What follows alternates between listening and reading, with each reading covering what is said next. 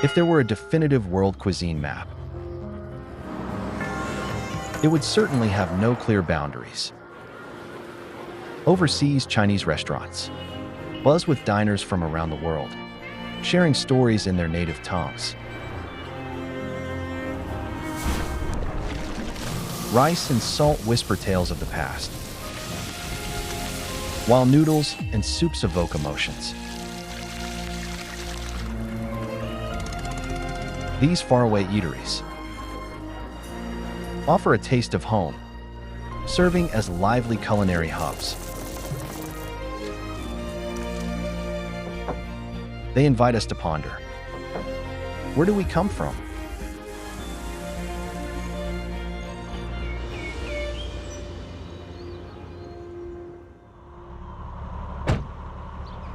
I decided to set up a stall at a French market. Picture this, a one-of-a-kind promo for our noodles across France. I got my mother-in-law a food truck, but almost ended up with a job myself. Here's a story of culinary adventure. This food truck cruising through the streets of Paris has gathered quite a following on social media. Open the window, and it transforms into a noodle stall. Got a good spot. Looks good. Gua and his mother-in-law soon have taken the French foodies by storm with their knife-cut noodles. The noodles are almost ready. Noodles. No, no, no.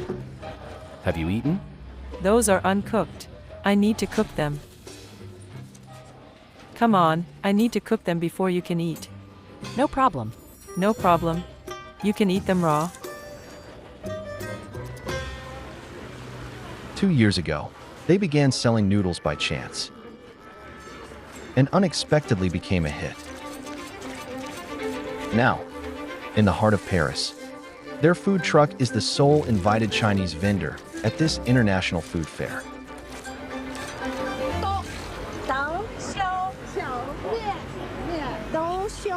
See, you've got it.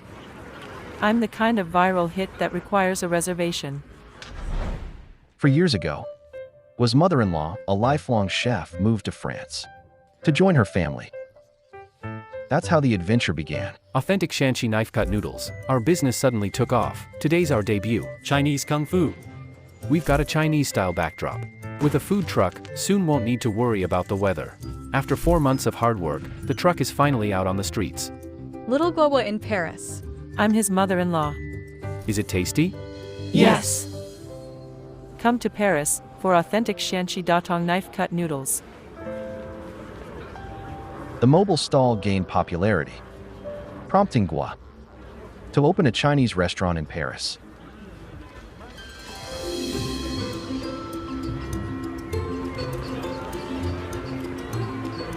The restaurant kept the truck's iconic colors and style.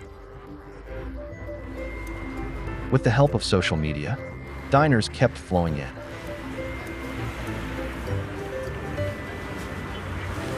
Opening a restaurant means you've officially entered the food industry. The impression you make when customers first walk in shapes their perception. But soon, the savvy chef quickly realized why customers kept coming back after the initial curiosity. Opportunities favor the prepared. If you're not ready, you can't seize them, right? Paris lies in the Seine River region, a major European wheat-producing area. Chinese handmade noodles are quite popular here. Like Lamian noodles, which require a certain level of skill, people here don't just appreciate them, they respect them. Amongst fierce competition, what is the secret to this duo's success? They carefully chose T45 flour for their noodles, which is usually meant for pastries. Though less elastic than Chinese high-gluten flour, it's finely textured. After kneading and proofing, under the guidance of Chinese Kung Fu, it masters the art of resilience. Hailing from Datong, Shanxi, one of the birthplaces of knife-cut noodles, Sun spent decades making noodles in a local railway canteen, serving up to 400 bowls of noodles at a time. The curved blade creates noodle leaves as graceful as willow fronds, cradling aromatic topping within its delicate cuts. Infused with a lifetime of skill, these noodles bring a taste of home to the streets of Paris.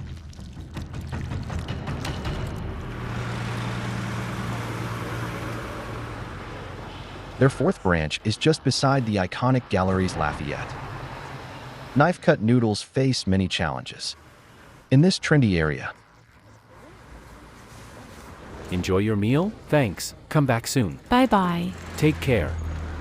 Will the stylish professionals here embrace these rich, savory flavors? Fellow Chinese restaurateurs often say, you can't be too rigid. Especially around here, folks usually go for low-fat lunches. What if they won't buy into a greasy, hearty bowl of noodles? How could I possibly change? You want me to make it French style? Changing salty to sweet? That's absurd. Isn't it? 3 parts noodles, 7 parts topping. The minced pork reigns as the favorite. Hello, ma'am. Hi. I've ordered 5 racks of pork. Looks good. Yes. Very fresh. Thank you. Goodbye. Try our noodles next time. Local French pork has a stronger odor, so the duo opted for pricier Belgian pork. They generously add treasured Shanxi aged vinegar to recreate the rich taste of home. Vinegar masks odors and enhances aroma. Rest your thumb here, you'll know when you've got enough. The aromatic topping owes its brilliance to intense sautéing oil. Aromas of cinnamon, star anise, and Sichuan peppercorns unfold in a blend of rapeseed oil and chicken fat. Datong locals' beloved mama hua is Sun's secret weapon. Some liken it to rare French truffles. As it hits the hot oil, the aroma dances into the dish, adding a touch of magic. That completes Sun's mastery with impeccable flavor. No dish can please everyone. If 2 out of 10 people love your food, you're doing well. She taught us a lesson. We're not making something new. It's been around for centuries, so there's basically no room for improvement. If we maintain the quality of our signature dish and keep bringing customers back, that's a success. Through Sun's Kung Fu noodles and Gua's savvy management, this Chinese family has found success on the bustling streets of a foreign land. Traditional craftsmanship, what began as a vibrant hit, has blossomed into a steadfast dedication.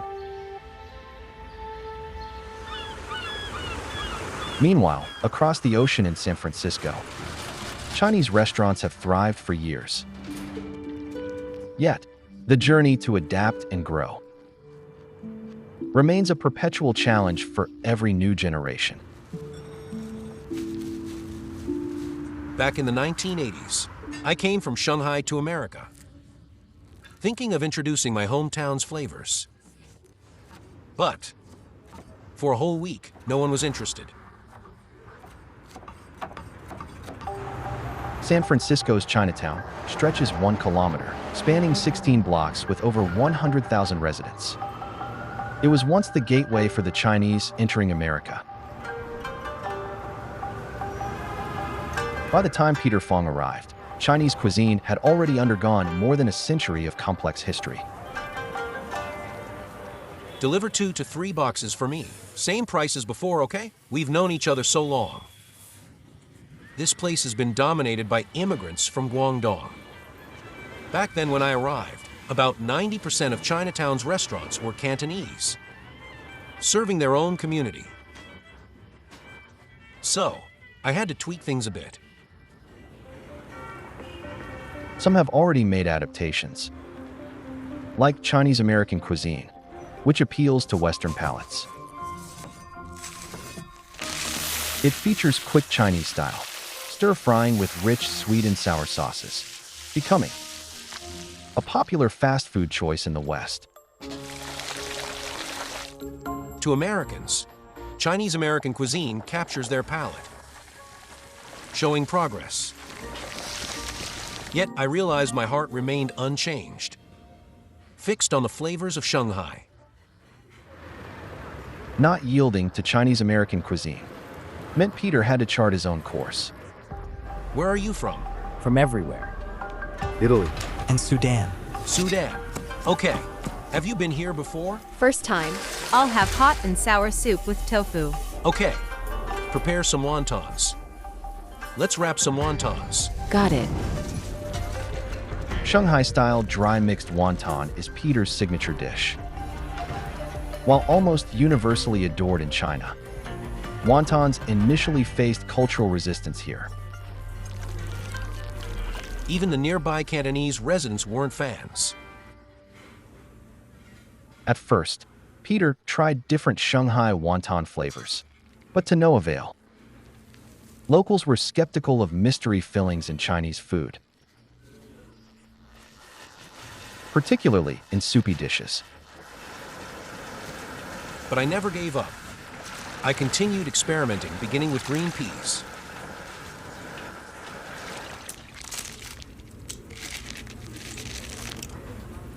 The innovation started with the filling. American green peas, locals' favorite. Combined with zucchini, brought new life into these foreign wontons. Peter mastered the timing to balance the flavors and textures of different ingredients, letting the peas' sweetness and zucchini's crispness to shine in harmony. With a base of Yuxiang eggplant for sweet and sour notes, this unique dry mixed wonton became the golden key to his culinary success abroad. Take a bite. So refreshing. That's our shared love. Fresh and juicy food.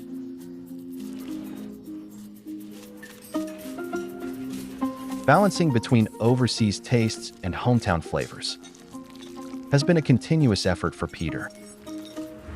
However, his daughter has no such concerns.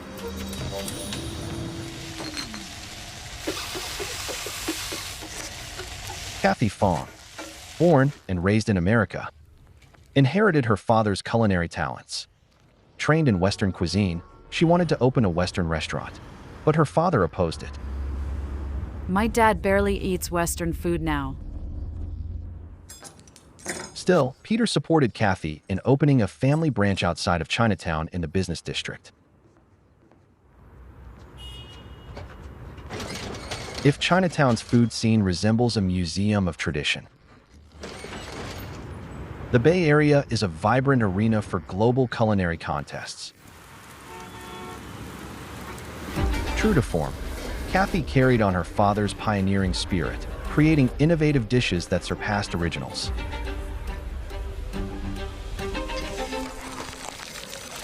The squirrel flatfish was originally intended by her father as a take on a classic Suzhou dish, adapted with local fish, and enhanced with tomato ketchup for a sweet and sour fruitiness to suit American tastes. It's similar to their sweet and sour pork. Not like Shanghai's sweet and sour ribs sauce. It's surprising, but not quite there. Kathy, however, combined fresh curry leaves and spices for a rich curry sauce. For her, this journey is more about finding her way back to the Chinese savory umami taste.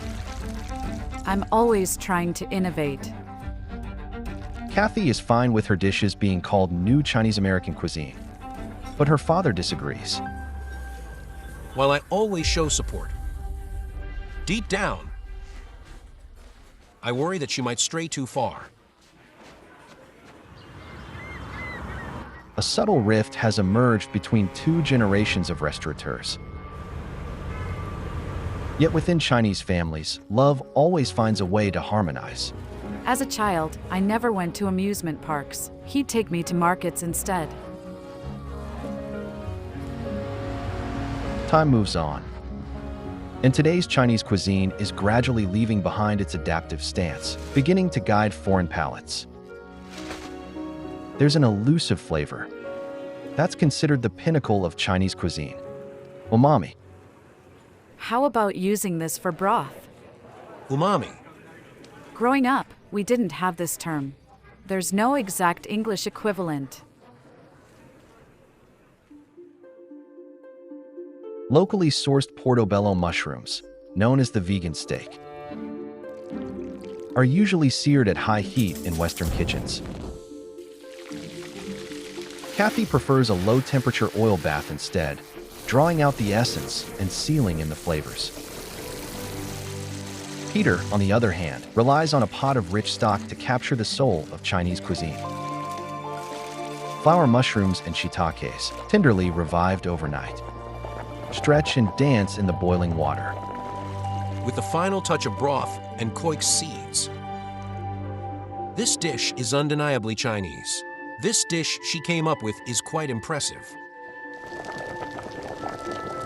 A 30-minute simmer brings forth rich guanylyl and glutamic acids, unlocking layers of umami.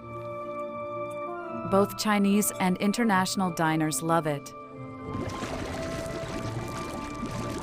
Topped with perfectly cooked koik seeds. The father and daughter's vision of Chinese cuisine finds harmony here. For Kathy, this flavor combination feels like an umami party. But Peter insists it reminds him more of the familiar fragrant notes of Chinese tea.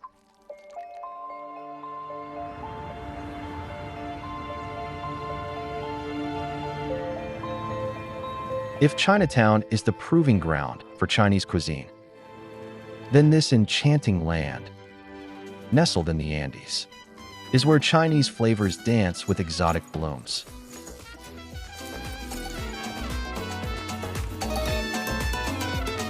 In Lima, the capital of Peru, Chinese restaurants outnumber local ones.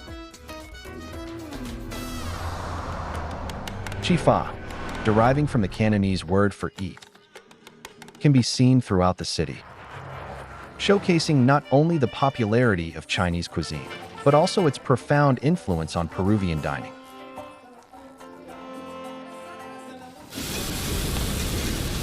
Fried rice, chow mein, zhuho chicken, and wontons have even been featured on Peruvian stamps, becoming local culinary icons.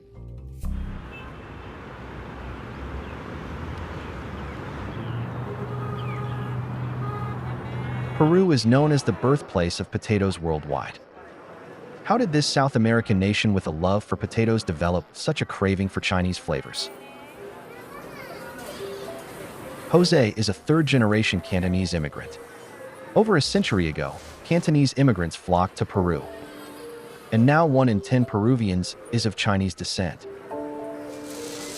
Jose's grandfather was a pioneer who introduced superior Chinese rice strains and improved the farming landscape. Jose inherited his grandfather's rice fields and farming wisdom. You can plant about 1,000 meters a day, right? Yes, 1,000 meters a day.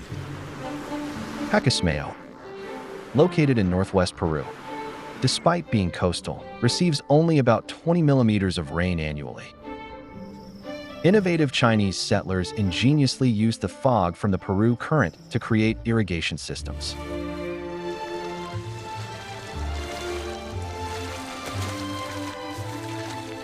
This once barren land, called so remote even the gods abandoned it by Cantonese immigrants, has transformed through generations of effort into Peru's largest rice-producing region.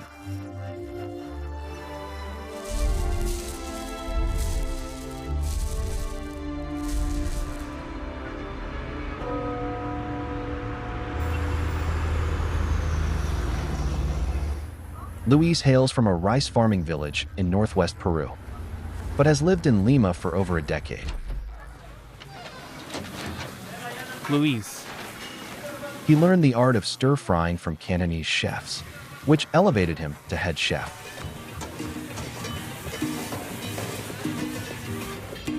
Although this chifa is spearheaded by a Peruvian, it captures the essence of Chinese stir-frying brilliantly. During peak dining times, dozens of plates of fried rice dance in the flames.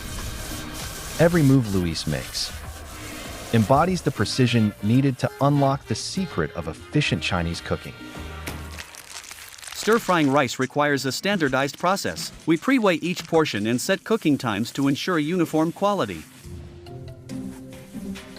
Day-old rice is portioned in advance, and ingredients are precisely weighed, showcasing Luis's dedication to Chinese cuisine.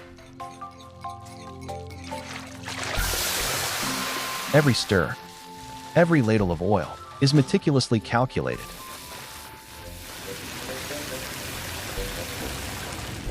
Chicken sizzles in hot oil for a minute, while eggs flip in the wok for 4 seconds. Passed down for millennia, the essence of Chinese stir-frying lies in the harmonious dance of heat and ingredients.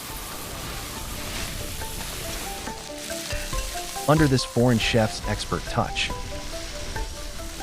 each grain of rice luxuriates in sizzling oil, absorbs the flavors, and emerges in its full glory.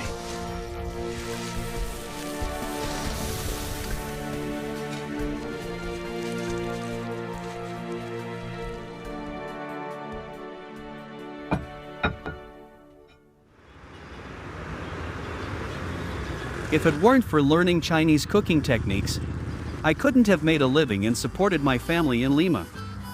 I am truly grateful. Today, Peru stands as a unique rice-producing nation in South America.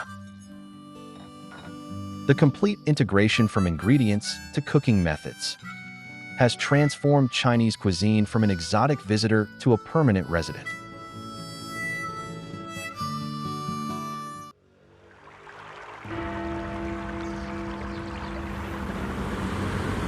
Chinese cuisine is about blending diverse flavors into a harmonious symphony. However, due to cultural differences, it's often seen as complex abroad. In the UK, many came to know Ching He Huang through television. Since 2005, she has hosted multiple shows across various channels, focused on straightforward and quick Chinese cooking for absolute beginners. Maybe in some way I help someone make the Chinese food experience easier. Ladies and gentlemen, The annual Farnham Food Festival, with roots tracing back to medieval times, features Chinese cuisine for the first time this year, with Huang as the guest. we don't know who here watches a lot of cooking television shows. Everything. Anyone? Has anyone seen my kitchen show? Today, she's demonstrating Chinese beef chow mein. I've got literally all the ingredients. Have you robbed a supermarket? I emptied the whole shop just for you guys. The event attracts a large crowd. Huang carefully breaks down each step, aiming to teach everyone. This is a classic stir-fry. It is something to do on weekend, even the midweek supper if you got the time. We're gonna add in the beef. Let that sear on one side. Resist the temptation to move it. We're gonna add in some garlic or ginger. Pairing British sirloin with Chinese alkaline noodles, and enhancing with oyster sauce. Very quick. With its distinct taste, chow mein was once the most popular Chinese takeaway choice in the UK. Do you think they're gonna invite me next year? I don't think there's any doubt. Yeah. Okay, thank you. Thank you. Local ingredients are actually quite simple, so the teaching must be simple as well. If you find it difficult the first time, You'll forget about it the next time.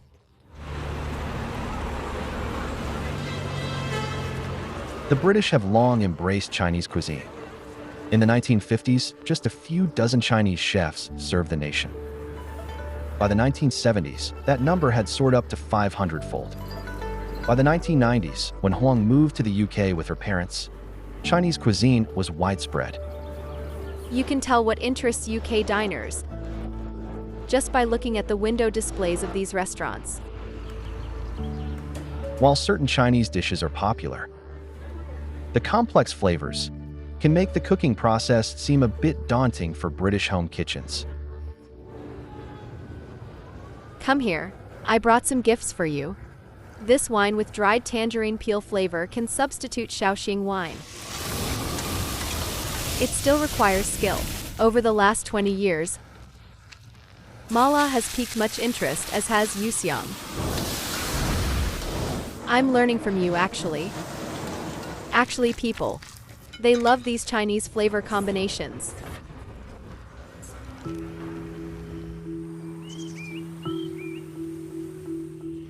One of Huang's family-friendly recipes is a classic main course, which she's most confident about. You might find it familiar.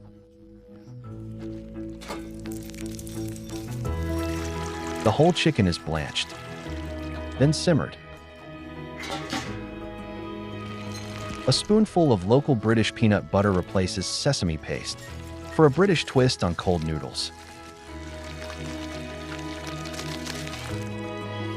Sichuan red oil is the dish's soul, with added sweet, sour, and spicy layers showing Huang's keen understanding of British palates. British plating, combined with Chinese seasoning, brings elegance and warmth to every dining table. I just hope people love it and to share. That's what home cooking food is about. With nearly 20 years of effort, Huang has brought Chinese flavors into many British homes.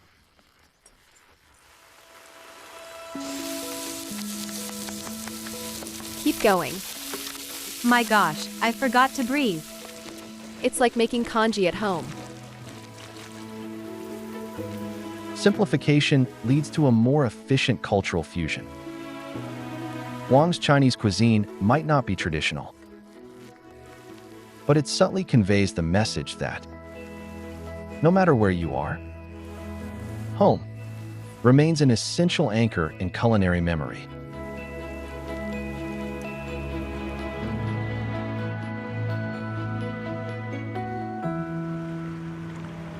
In Southeast Asia, a unique cuisine has emerged right from home kitchens. The rich aroma of tropical spices creates a distinctive flair. Usually, we keep it within the family. Though shrouded in mystery, its cooking and flavors always carry a hint of Chinese influence. This is Nyonya cuisine. I learned from my grandmother, who used to cook at home.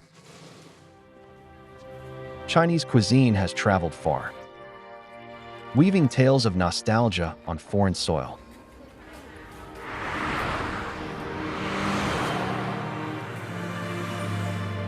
Nyonya refers to the female descendants of ancient Chinese immigrants and Malay women.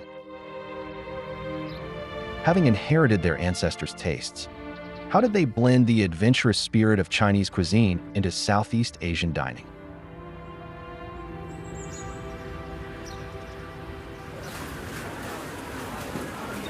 Amy, at 81, is a fourth-generation Nyonya.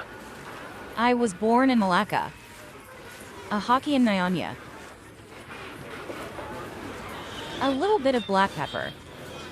There, my bell pepper. Smile, or Auntie will be upset. Goodbye. Take care. Thank you. The soul of Nyonya cuisine lies in its sambal belacan, delivering subtle aromas.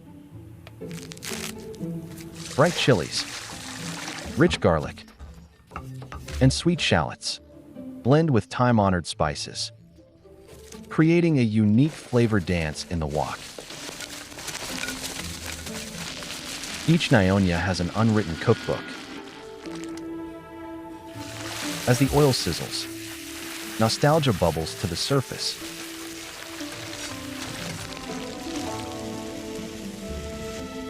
Fry it slowly until the thing crispy. So at least, we fry about 3 hours. The oil bubbles, and after 3 hours, reaches perfection. The essence of the spices is gently drawn out by the oil, ready to meet the bounty from land and sea.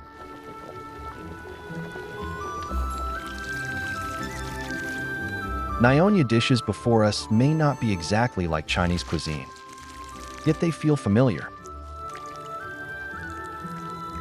How much Chinese culinary wisdom and aesthetics do they truly carry?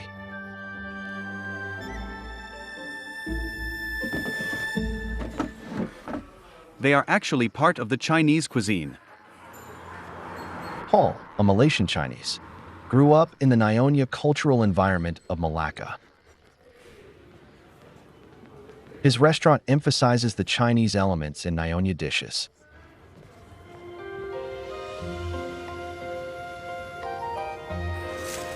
In Chaozhou cuisine, I've seen salted vegetable fish or chicken soup. The salted vegetable duck soup is a Nyonya variation of Chaozhou cuisine. Gold cups filled with tofu give the dish a distinctly Chinese feature.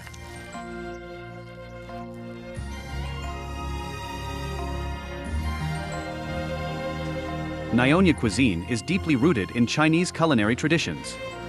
The taste memories from our ancestors have evolved and integrated into Nyonya culture. I aim to find a central character. That's the key.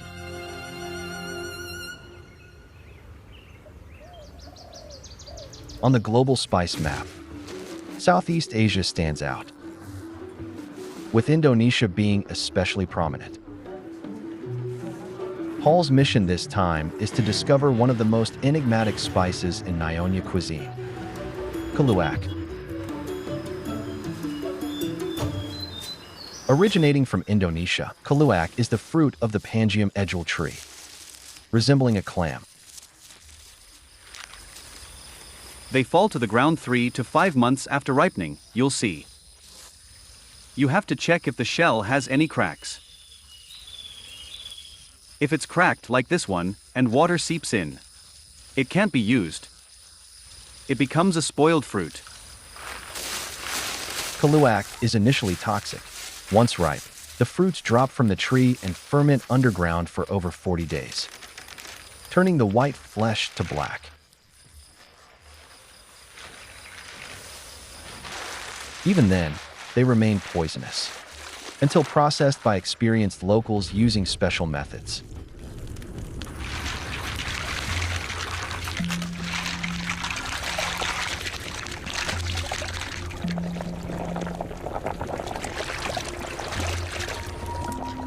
The usual method is to blanch them for 4 to 6 hours, then bury them in volcanic ash for another 40 days.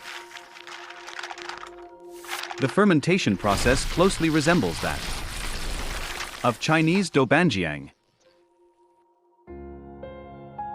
producing a rich, wine-like sauce flavor.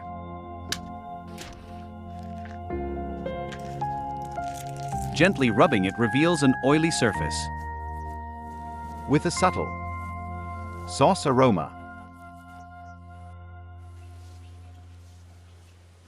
Deliciously fragrant. This hint of sauce and wine scents helped early Chinese immigrants recreate the flavor of Chinese vinegar. Keluak remains integral to Nyonya cuisine across generations.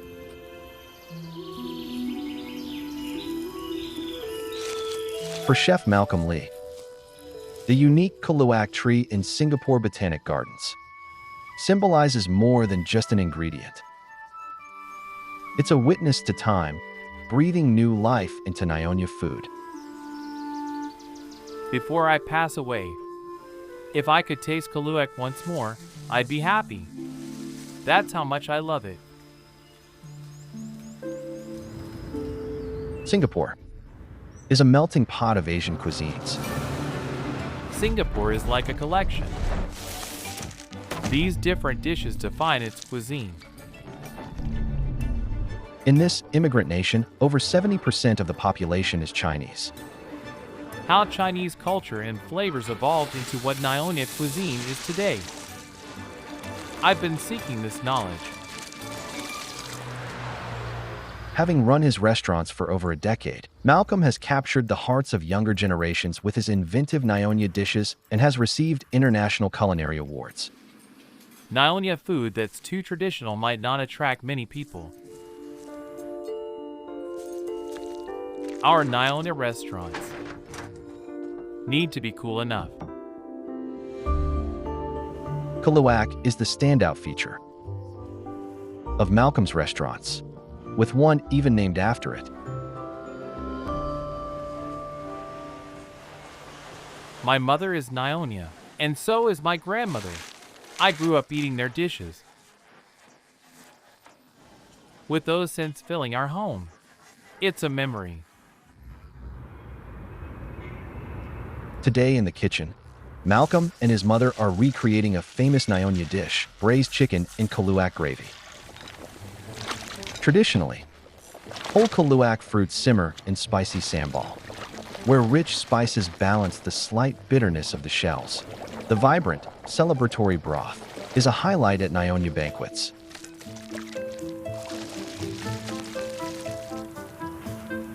Breaking from tradition, Malcolm uses only the flesh, discarding the shells. What is traditional? How do you find that balance? He chose marbled Spanish Iberico pork neck, paired with a refined Kaluak paste for a richer flavor. Over an hour, the fusion of bean paste, soy sauce, and mushroom flavors melds beautifully with the pork's natural fats. These culinary memories embody Chinese wisdom. Much like Nyonya culture itself, deeply rooted, flourishing, and evolving in diverse soils around the globe.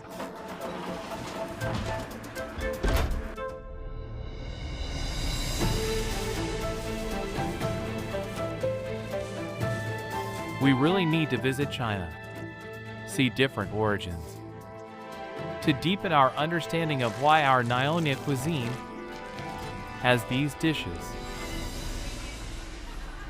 Nyonya meals carry a warmth that echoes the spirit of Nyonya families, radiating a similar feeling. My grandfather came from China. Understanding our elements is essential. As palates journey across lands and seas, taste buds hold onto memories. Generations of Chinese weave their lives abroad with threads of cuisine. The profound wisdom of Chinese cuisine, though unseen, binds us, connecting roots and branches, past and future, through intricate family ties.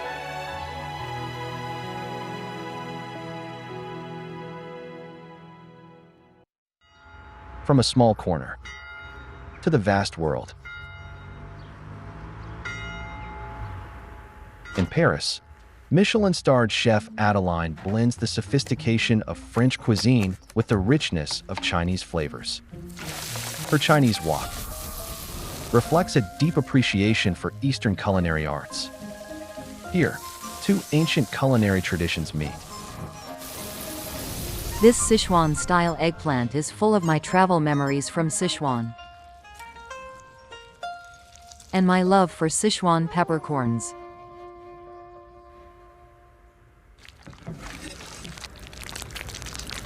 Bouillabaisse, a renowned French dish, originates from Mediterranean fish stew. A French pot takes a long time to bring the broth to a boil.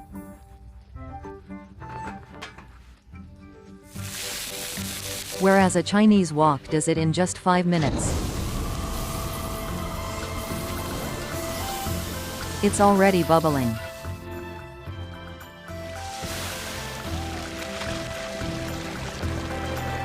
To me, this represents the blending of French and Chinese cultures. A mix, not a fusion.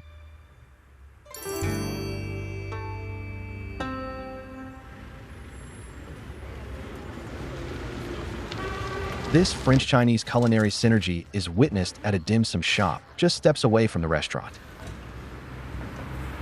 Chihuahua maintains a Chinese lifestyle. 15 years ago, Adeline spent several years with Chihuahua in Hong Kong, traveling across China and witnessing the brilliance of Chinese cuisine.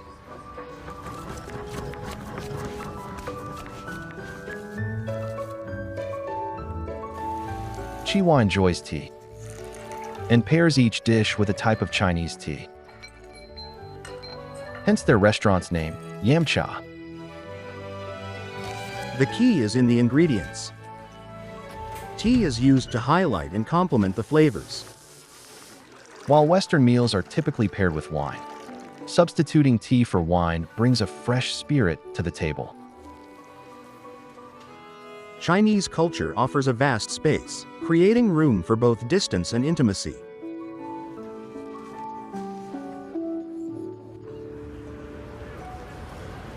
It's not only the dishes that reflect Chinese culture, but the entire culinary philosophy. At Yam Cha, there's no set menu. Dishes are inspired daily by the fresh ingredients available from the market. Let's get some vegetables. Techniques are readily applied, with room for creativity. Today, with a large dinner reservation, the small kitchen is gearing up to produce a feast. The first guests arrive by 7:30. You can set the glasses. Okay, the fourth course is foie gras.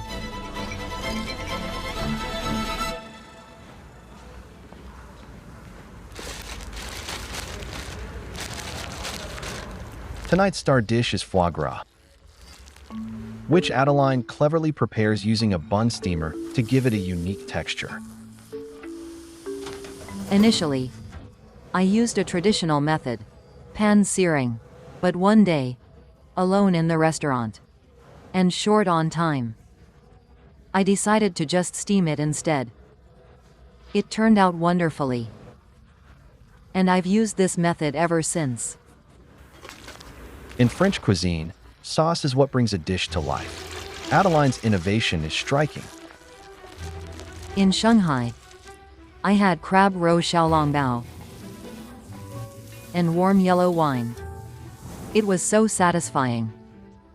You can't find anything like them in France, so I tried to create a similar sauce.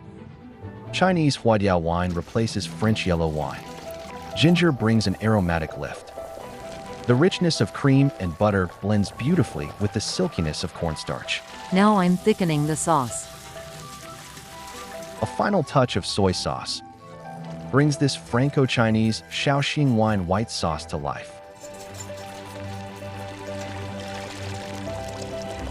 For the black vinegar sauce, Adeline employs Chinese techniques. I slowly simmered zhenjiang vinegar for a long time. 2 hours, to be exact. Adding cinnamon, spices, and Chinese rock sugar to achieve this result.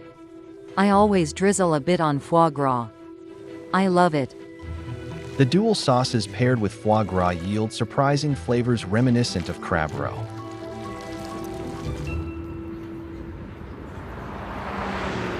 As night falls, Paris exudes its natural romance. Diners at Adeline's restaurant are eagerly anticipating her creative dishes.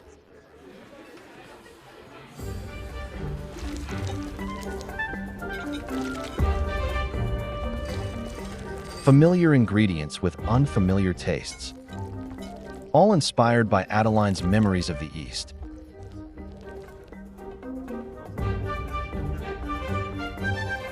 Before every meal, Adeline proudly shares her secret to delicious food. It comes from China. This is the last dish, foie gras. It's pan-fried, after being steamed, served with mushrooms and Shaoxing wine white sauce. There will be fish soup later. The art of dining transcends taste, becoming a cultural exchange. I'm lucky to have met Chi Hua, through whom I've learned much about Chinese cooking and gained immense inspiration.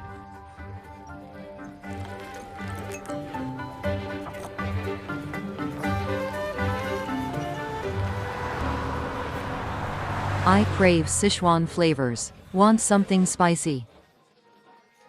With tofu, vegetables, mushrooms. Did you order the rice noodles? I did. Adeline and Chi Hua's harmonious differences tell a story of profound connection across cultures. By combining East and West, they harmonize flavors, perpetuating Chinese culinary journeys.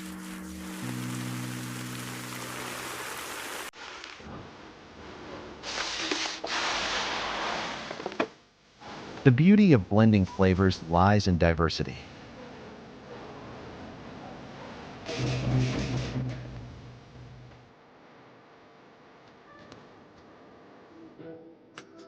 On New Year's Eve, kitchens around the world are filled with the aromas of home, making a New Year's dinner the warmest reunion.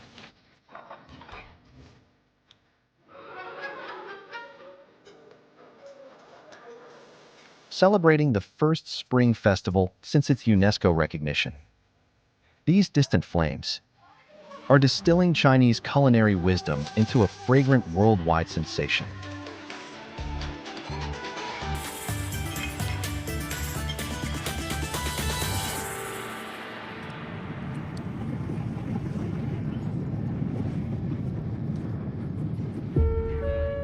It's 5:30 a.m. We've just arrived. Let's go together. This is crazy. So many things I love to eat here. I'll give it a go. Open since 1928. Today in Chongqing, I'm trying. 3, please. Not spicy. I'm training them to eat spicy food. Patience is needed to enjoy tofu.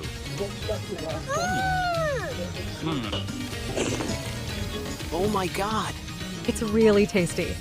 China's nightlife is fantastic. A lot of different stuff to try. Surprisingly, every day a new surprise in China.